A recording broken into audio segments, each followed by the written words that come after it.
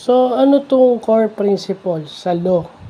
So, ito yung fundamental guidelines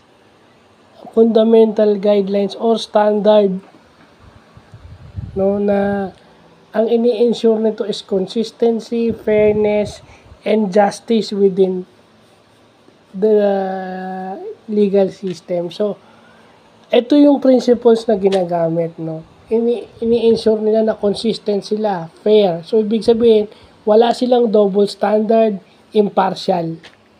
Diba? Ano tong key core principles na to? Rule of law. So, ano yung rule of law? No one is above the law. Kung ano yung batas, lahat kailangan sumunod. Hindi pwedeng double standard. Okay, due process. Ibig sabihin ng due process, hindi pwedeng basta mo na lang kakasuhan o aakusahan o parurusahan yung isang tao ng walang due process. Kailangan mapatunayan muna with conviction na nagkasala siya. Equal protection. So, may protection yung akusado, may protection din yung biktima dapat.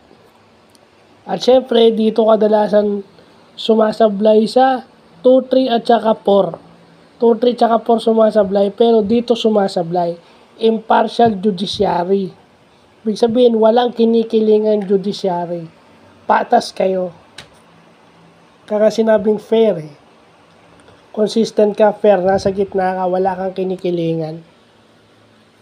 So, yun lang po.